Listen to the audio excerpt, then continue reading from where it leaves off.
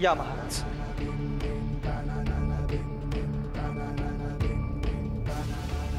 महाराज, मी आपणास म्हटल्याप्रमाणे हेच आहे ते सिंहासन।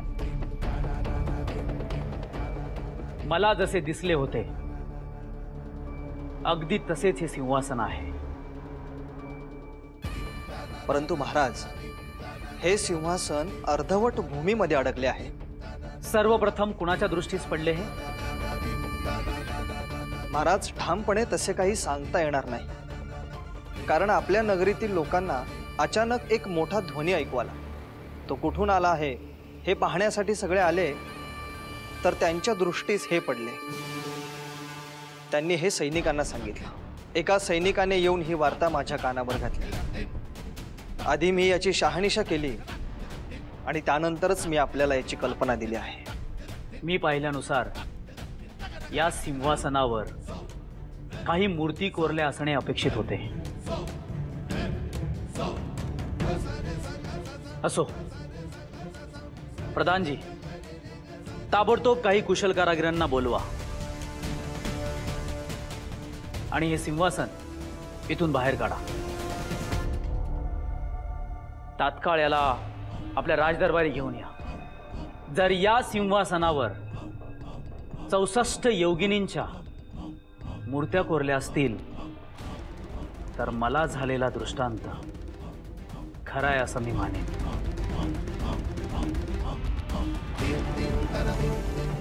जशी आज्ञा महाराज। मी तात्काळ हे कार्य पूर्ण करेन।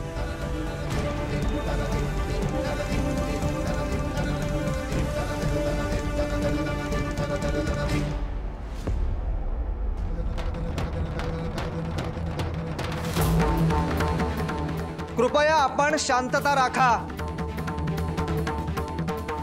हे सिंहासन जमिनीतून काढून राजवाड्यात नेण्यात येणार आहे, त्यामुळे सर्वांनी शांतता राखावी आणि दूर उभे राहावे। या कार्यात कोणीही अडथळा आणू नये। आपण सगळे भाग्यशाली आहोत की चक्रवर्ती सम्राट महाराज विक्रमादित्य यांच्या या उज्जैन नगरीत आपण हा चमत्कार पाहू शकतो।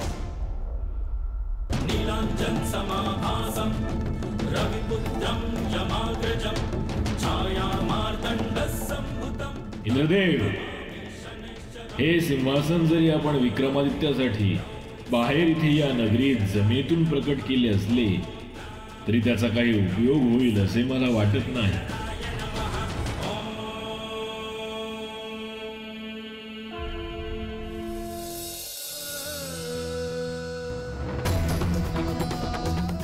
महाराणी,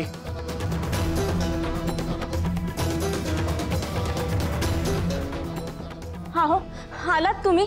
काही कळलं का? कुठे गेलाय तो? भेटलाय का तो तुम्हाला? अगं हो हो हो, काही वार्ता कानी आल्यात। आपल्या राज्यातील पूर्वेकडील टेकडीवरील भूमीतून एक सिंहासन बाहेर आले आहे। काय? होय, तुम्ही योग्य तेच ऐकलत। जमिनीतून सिंहासन बाहेर आले आहे। अहो, असे कसे काय प्रकट झाले आणि कशासाठी? काहीच कळत नाही। असं तर नाही ना की ते सिंहासन तिथे कोणीतरी ठेवले आहे? काहीच कळायला मार्ग नाही। आपल्यालाच काय, आपल्या राज्यातील कोणालाही त्याबद्दल माहिती नाही।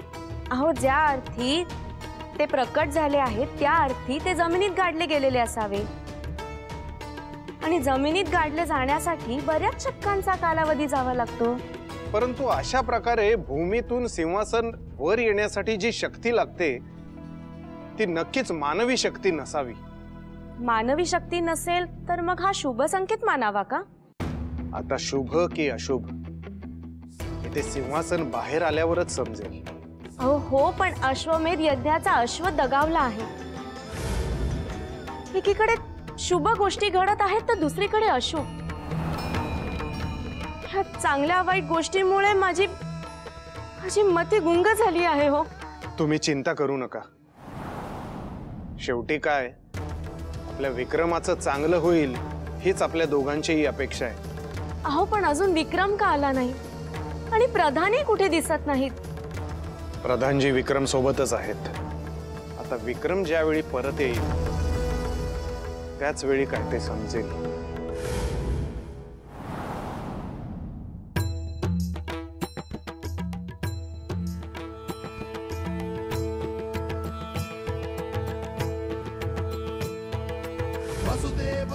शुभम भवतु.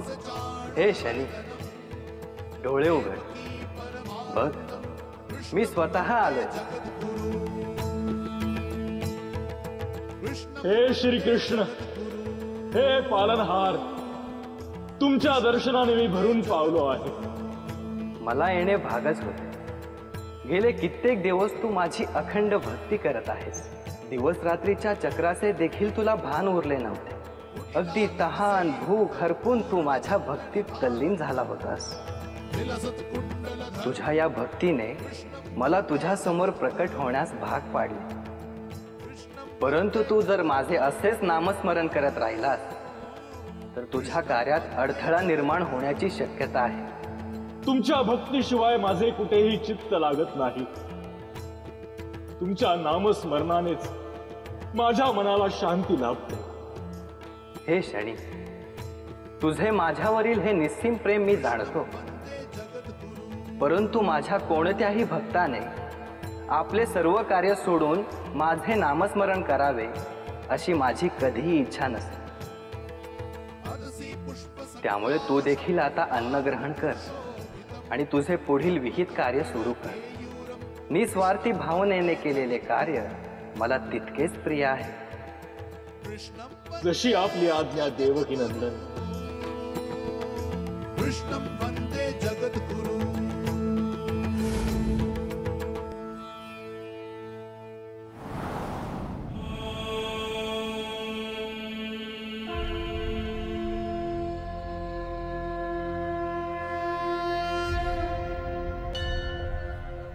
स्वामी ध्यान करीत आहेत. त्यांच्या ध्यानात व्यत्यय आणणं योग्य ठरणार नाही आणि त्यांना ते आवडणारही नाही. परंतु माझी ही अवस्था मी कशी थांबवू?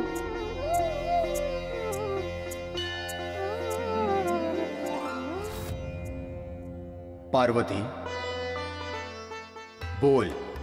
तुझ्या मनातली अस्वस्थता मला जाणवत आहे. हे काय स्वामी, तुम्ही तर ध्यानस्थ होता ना? याचा अर्थ असाच आहे की माझ्यामुळे तुमच्या ध्यानात विघ्न आले. तुम्ही ध्यान करता ते विश्वाच्या कल्याणाकरता करता. त्यात विघ्न आणण्याचा माझा कोणताही हेतू नव्हता. पार्वती, तू माझी सहचारिणी आहेस. त्यासोबतच ह्या जगाची तू माता देखील आहेस. तू कोणतेही अयोग्य कार्य करणार नाहीस हे मी जाणतो. म्हणूनच तुझ्या मनातील शंकेचं निरसन व्हायला हवं. बोल, का अस्वस्थ आहेस?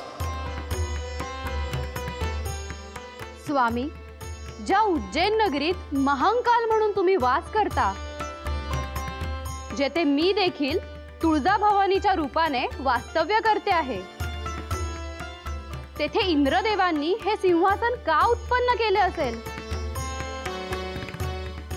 पार्वती, इंद्रदेवांचा या कृती मागचा उद्देश काही वेगळाच आहे.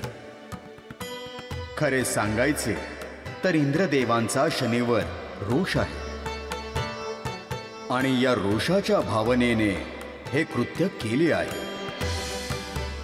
हे सिंहासन ते विक्रमाला देऊन ते विक्रमाला सहाय्य करू पाहत आहेत. स्वामी, शनिदेव हे तुमचे शिष्य आहेत. तुम्ही त्यांना जाणता, परंतु इतर देवांची तसेच मनुष्याची अशी धारणा झाली आहे की शनिदेवांची ज्या कोणावर दृष्टी पडते त्यांचा पुढील आयुष्याचा प्रवास हा खडतर होतो. सर्वांची धारणा आहे खरी तशी, परंतु केलेल्या कर्मानुसार ते जातकाला तसे फळ देतात. त्यात कुणावरचाही द्वेष नसतो. मग स्वामी, तुम्ही तर देवाधिदेव आहात. मग तुम्हीच यावर उपाय का नाही करत? तू म्हणते ते योग्यच आहे, शनिदेवांची माता छाया यांची देखील हीच इच्छा आहे. मला वाटतं आता योग्य वेळ आली आहे. असे काय आहे आपल्या मनात स्वामी? आणि तुम्ही म्हणतात असे शनिदेवांची माता यांच्या मनात काय इच्छा आहे? शनिदेवांच्या विवाहाची. विवाह? आणि तोही शनिदेवांचा? होय, शनिदेवांचा विवाह होणे कल्याणकारक ठरेल. शनिदेवांचे आपल्या वडिलांशी म्हणजेच सूर्यदेवांशी वितुष्ट आहे. तसे असले तरी त्यांचे त्यांच्या मातेवर अतीव प्रेम आहे. मातृभक्त आहेत ते. परंतु ते सतत भ्रमंती करत असतात. कोणा एका जागेवर ते स्थिर होत नाहीत. आणि म्हणूनच त्यांच्या मातेची इच्छा आहे की त्यांचा विवाह व्हावा. स्वामी, पण मी विचारलेल्या प्रश्नाचा आणि यांच्या विवाहाचा काही परस्पर संबंध आहे का? होय पार्वती, त्याची अनुभूती ही तुला येत्या काळात येईलच. होय ना? मग आपण तत्काळ त्यांच्या मातेला बोलवा. आपण शनिदेवांशी या प्रस्तावाबद्दल बोलू. असे तत्काळ कोणतेही निर्णय घेणे योग्य ठरणार नाही. आपण कोणत्याही निर्णयाशी पोहोचत नाही आहोत. पण प्रस्ताव मांडण्यास विलंब केला तर सगळ्याच गोष्टी हाताबाहेर जाण्याची शक्यता असू शकते. तू म्हणते ते अगदीच अयोग्य नाही. घडलेल्या घटनेनुसार शनिदेवांच्या विवाहासाठी हाच योग्य काळ आहे. आता विलंब करायला नको. तत्काळ आपल्या शिष्याशी त्याच्या विवाहाबद्दल बोलून घ्यावे. ठीक आहे.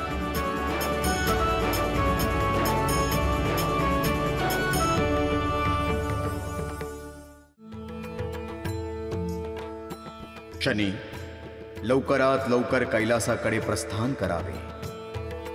अदसी पुष्प संकाशम हारण पुरुषोभितम रत्नकंकण केयूरम. महादेवांनी मला असे अचानक का बोलवले असेल?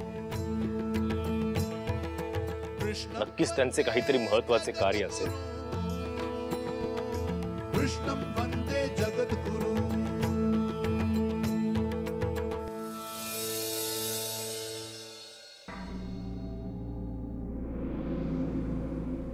विक्रमा, विक्रम, अरे विक्रमा, आम्ही केव्हापासून तुझी येण्याची वाट पाहत होतो. विक्रमा, आम्ही जे ऐकलंय ते खरं आहे का? काय ऐकलंय तुम्ही? आपल्या राज्यातील टेकडीवरील भूमीतून एक सिंहासन बाहेर आले आहे. हो, तुम्ही जे ऐकलंय ते सत्य आहे. त्या सिंहासनावर काही खुणा, संकेत वगैरे आहेत का? नाही, अद्याप तरी त्याच्याबद्दल काही स्पष्टता नाही. हे सिंहासन कुणाचं आहे हे समजायलाच हवं. पूर्ण सिंहासन अजून बाहेर आलेले नाही. जोपर्यंत ते बाहेर येत नाही तोपर्यंत काही स्पष्ट होणार नाही. पहिल्यांदा बघताना ते अद्भुत असणार यात काही शंका नाही. कोणत्या तरी विशिष्ट हेतूने ते बाहेर आले असणार असं वाटतं आहे. तुला असे का वाटते विक्रमा? माते, आज पहाटे मला दृष्टांत झाला. कसला दृष्टांत? आज पहाटे मी ध्यान करत होतो तेव्हा मला 64 योगिनींनी दृष्टांत दिला. त्या मला म्हणाल्या की आम्ही न्याय करत असताना कायम तुझ्यासोबत असू. खरं सांगतोयस विक्रमा? हो माते, आणि राजपुरोहित त्यांना त्याबद्दल कल्पना दिली. त्यांनाही हे शुभ संकेत वाटत आहेत. काहीतरी चांगलंच घडेल याची मला खात्री आहे. हो, मला सुद्धा तीच आशा आहे. शनिदेव माझ्या राशीत आले असले तरी ह्या चांगल्या गोष्टी माझ्यासोबत घडत आहेत आणि आपण हे शुभ संकेत मानायला हवे. हो. लवकरच प्रधानजी राजवाड्यात सिंहासन घेऊन येतील, तेव्हा त्याची सागर संगीत पूजा करायची आहे. अचूक निर्णय घेतलास विक्रम. पूजन झाल्याशिवाय त्या सिंहासनावर आरूढ होऊ नकोस. हो पिताश्री.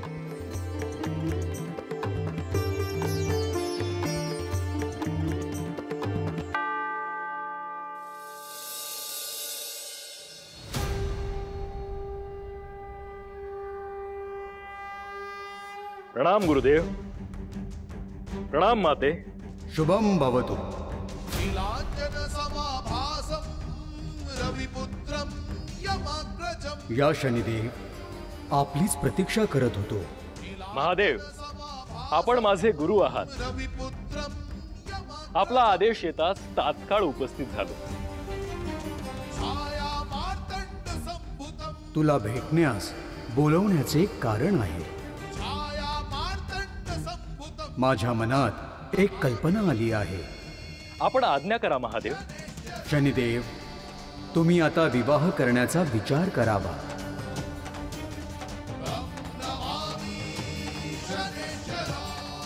इतका काय गहन विचार करत आहात आपण शनिदेव? प्रभू, आपण माझे सर्व काही आहात, पण अचानक हा प्रश्न का उद्भवला या बाबतीत मी साशंक आहे. आणि तुर्तास मी विवाहाचा विचार केला नाहीये. शनिदेव, आपण विवाहाचा विचार केला नसला तरी तो आता करावा असे आमचे मत आहे. आपणास संसार श्रमाचे मोल समजायला हवे. हे माते, माझ्या कार्यात काही त्रुटी आहे का? कदापि नाही. आपण सृष्टीचे दंडाधिकारी आहात. न्यायदेवता म्हणून आपले जे कार्य सुरू आहे ते अगदी उत्तम आहे. मग आपण मला माझ्या कार्यावर लक्ष केंद्रित करू द्यावे. माझ्या मनात विवाह करण्याचा विचार नाही. शनिदेव, आपले आणि आपले पिता म्हणजेच सूर्यदेव यांच्यात वाद आहेत हे आम्ही जाणतो. तुमची माता छाया आणि संध्या यांना या वादाचा त्रास आहे. आपण मातृभक्त आहात. तुमचा विवाह व्हावा अशी जितकी माझी इच्छा आहे तितकीच तुमच्या मातेचीही इच्छा आहे. हो, हे खरे आहे. आपल्या पुत्राचे भले व्हावे अशी कुठल्याही मातेची इच्छा असणारच. नीलांजन समाभासं रविपुत्रं. शनिदेव, तुम्ही सृष्टीतील जनांच्या कर्माचा हिशोब करून न्यायदान करता, समाभासं. पण आपल्या या सर्व भ्रमंतीत मातेचा विचारही महत्वाचा आहे. त्यांना आणि स्वामींना जर असं वाटत असेल की तुम्ही सुखाचा संसार करावा तर त्यात अयोग्य काय आहे? माते, आता तुम्ही आणि श्री महादेव साक्षात मला हे सांगत आहात तर आपली आज्ञा नाकारणे हे योग्य नाही. परंतु माझी एक विनंती आहे. बोला शनिदेव. तुर्तास मी विक्रमाच्या राशीत आलो आहे. ठरलेल्या तिथीला मी त्याच्या राज्यात प्रवेश करणार आहे आणि तिथेच स्थिरावणार आहे. आम्हास त्याची कल्पना आहे. परंतु शनिदेव, त्याचा आणि तुमच्या विवाहाचा काय संबंध आहे? माते, माझे ते कार्य झाले की मी तुमच्या आज्ञेचे पालन निश्चित करेन. तोपर्यंत आपण माझ्या विवाहाचा विचार करू नये. विक्रमाचे प्रस्थान झाले की मी माझ्या विवाहाचा विचार करेल. म्हणजे जोपर्यंत विक्रम त्याचे राज्य सोडणार नाही तोपर्यंत आपण दुसरा कुठलाही विचार करणार नाही, असेच ना? मी जे ठरवले आहे त्याचा हा फक्त प्रारंभ आहे. विक्रमाला पुढे खूप संकटांना सामोरे जायचे आहे.